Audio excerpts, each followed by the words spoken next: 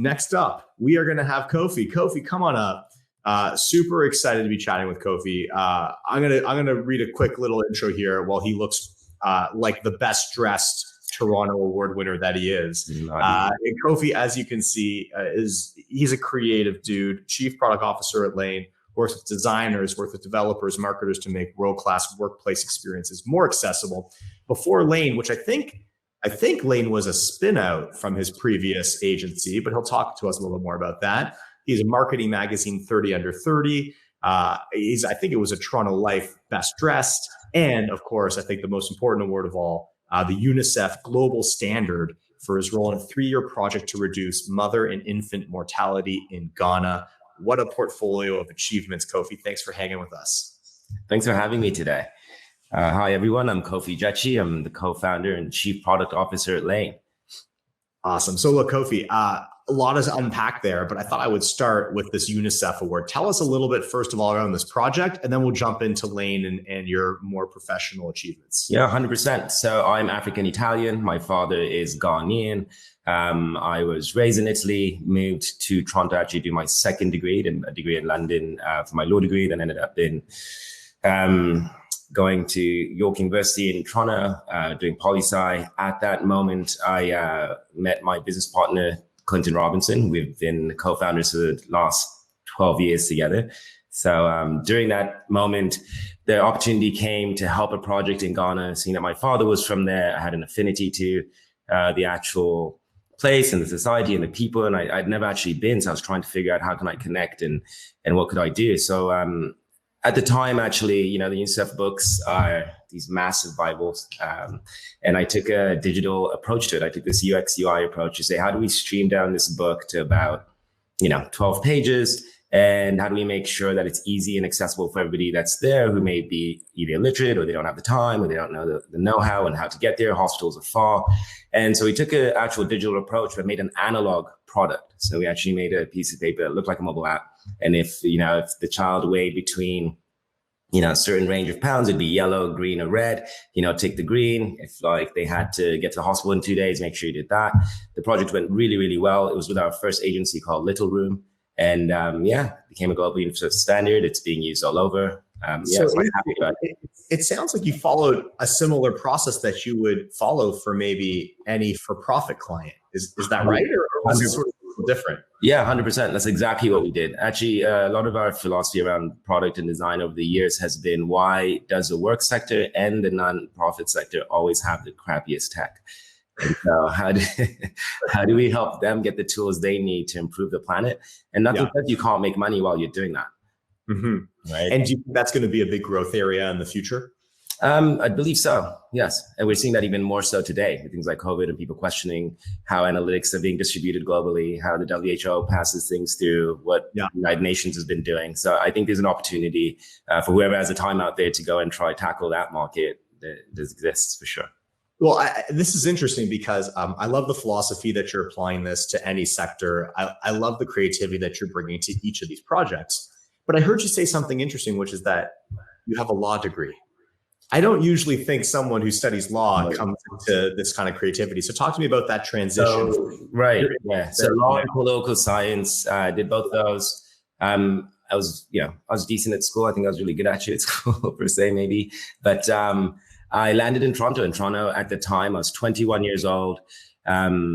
It was 20. Did you know anybody here? Did you I had a brother in Halifax, and he showed me where that was on the map, and I most certainly was not going there.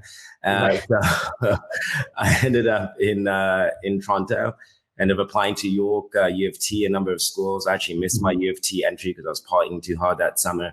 And, York was accepting winter applications. So came in, did both of those. I'd say during that process, I think, so let me I'll answer your question quite clearly. Why did I not pursue that? That was one of those things that coming from the background I do, your parents want you to become a lawyer, doctor, engineer. We've heard this story numerous times.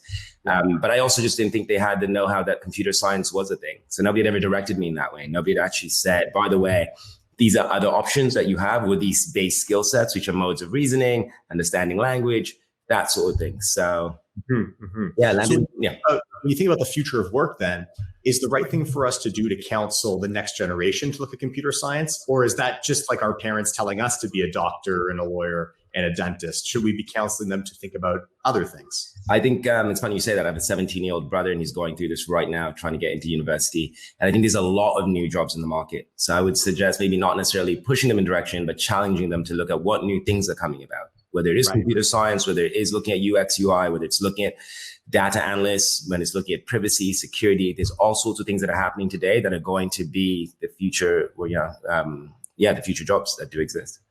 So I love that story of the transition from political science into computer science.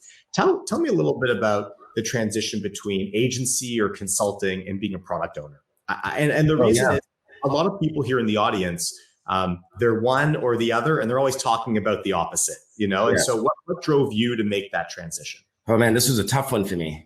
You keep saying creative. It was really fun to work on new projects all the time.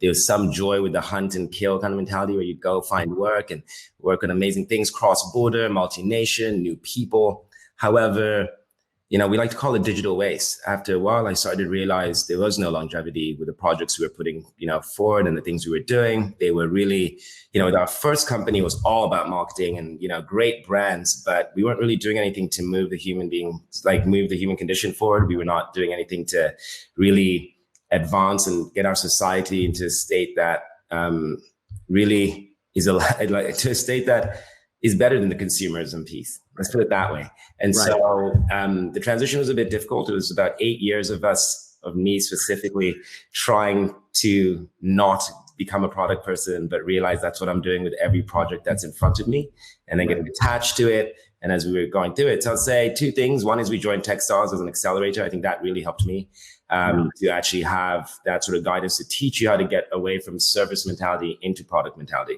which is quite hard. Discipline and a structure to follow. Exactly. Doing the same thing every single day, making sure your meetings are cadenced in a certain way, understanding that you're here for the long haul, not for the actual shorter sort of reward and so forth. And then the kind of team that you need around you within a product team. It's not just doing this alone, right? You have to get the right people. You have a whole team around that is necessary to move this massive ship along. It's very slow.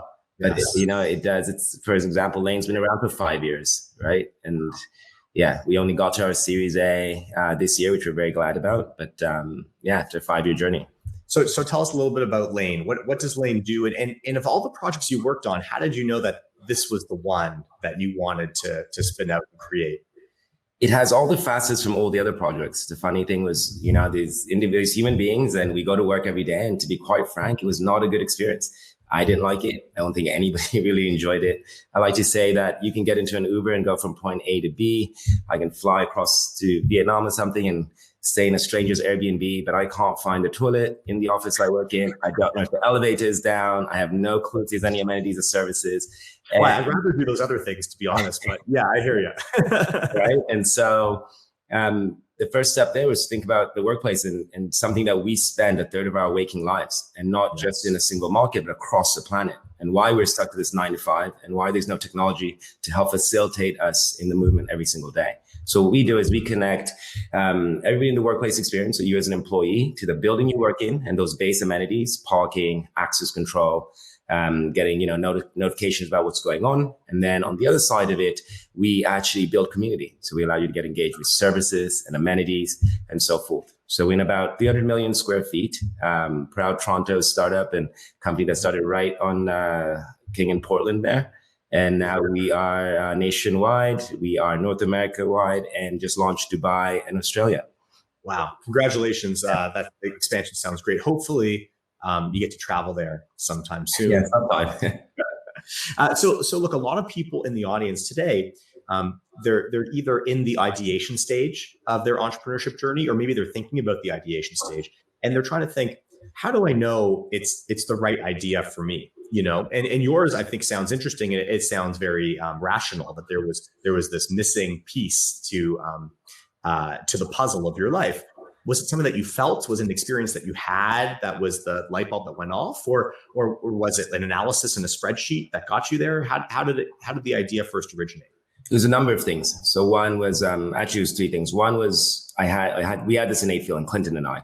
And over the years, we've been struggling to sort of find our way to get rid of this digital waste we kept speaking about. As an example, if somebody wanted a campaign to build a great website, we would always go and ask, well, what are you doing with that information? Do you have data? Do you know how to improve the service? Do you know how to improve the experience? So that was always in me in that sense. The second piece, an opportunity came to the table. So because we were known for being in the digital and the marketing space, there was an opportunity. It was to do marketing services for a skyscraper.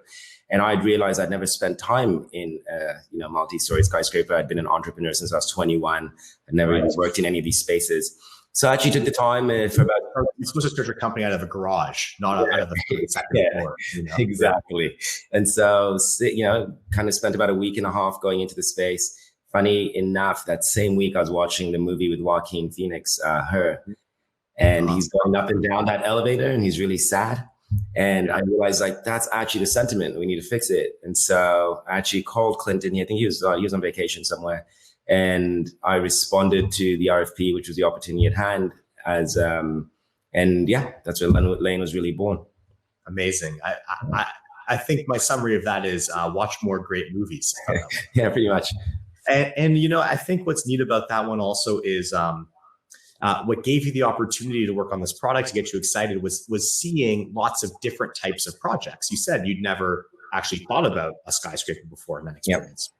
How important do you think doing a random walk, in the sense that trying lots of different things, getting lots of exposures to different industries and products and services before you focused on one for the last 5 years at least? Was that important, or would you do you wish that you went into commercial real estate earlier and spent more time there?